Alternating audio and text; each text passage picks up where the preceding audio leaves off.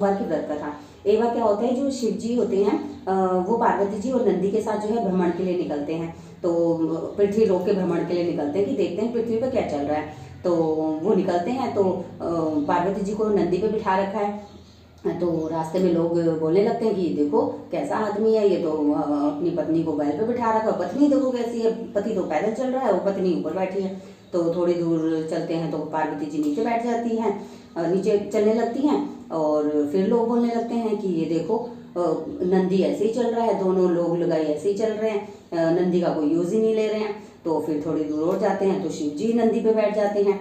तो फिर से लोग बोलना शुरू करते हैं कि ये देखो पति तो नंदी पे बैठा है और पत्नी नीचे चल रही है, देखो कैसा ये पति निर्वाह करेगा, अपने परिवार का पालन पोषण करेगा, ये पत्नी को पैदल चला रहा है। तो थोड़ी दूर चलते हैं तो फिर शिव जी पार्वती जी बोलते हैं कि देख लिया ना, ये दुनिया तो ऐसी है, दुनिया तो कैसे भी नहीं जीने देती है। तो वो थक जाते हैं, पार्वती जी बोलती है मुझे तो भूख लग रही है। तो वो किसी एक घर में जो है खटखटाते हैं। तो वहाँ से बोलता है कि माई भिक्षाम दे। तो बोलती मेरे घर पे तो कुछ भी नहीं है, जाओ किसी और का दरवाज़ा खटकाओ। शाम का वक्त था, ये शाम हो गई थी, उनको घूमते घूमते थक गए थे, भूख लग गई थी सबको, नंदी को भी भूख लग रही थी। तो फिर दूसरे दरवाजे पे वो खटखटाते हैं। तो गरीब सा घर था, बुढ़िया माई के यहाँ ज़्यादा कुछ खाने को नहीं था, लेकिन फिर भी उसने आव भगत की कि हमारा भारत का तो संस्कार है ये अतिथि देवो भव।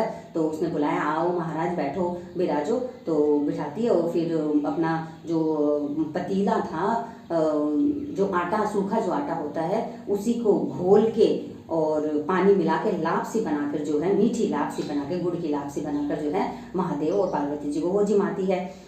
तो फिर जब जैसे ही वो खाना खा के चले जाते हैं, वो बुढ़िया माई को आशीर्वाद दे देते हैं। तो बुढ़िया माई के तो घर भंडार भर जाते हैं, सारे कमरों में अनाज, फल, दूध, दही और हीरे मोती जवाहरात सब कुछ चमक रहे हैं और पूरा घर भर गया है। तो वो प्रसाद बांटने के लिए अपने पड़ोसन में जाती है। तो उसी पड़ोसन के पास फिर से जाती है जिसने महादेव को मना कर दिया था। तो बोली आज तेरे क्या था?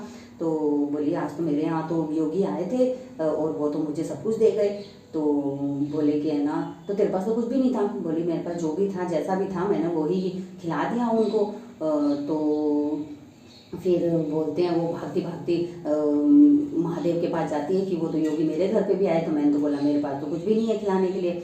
तो वो महादेव से बोलती है कि महादेव मेरे यहाँ पे तो आपने जो था वो भी आपने छीन लिया, तो ऐसा क्यों किया? बोले तूने बोला कि तेरे यहाँ पे कुछ भी नहीं है, तो तेरे कुछ भी नहीं रहा, अब तू शून्य पे आ गई है। उसने कहा कि आओ महाराज जीवो महाराज, जैसा भी था, जैसा भी उसने अपना खिला दिया, तो उसके घर भंडार भर गए। तो इसी प्रकार से ये कथा है सोमवार।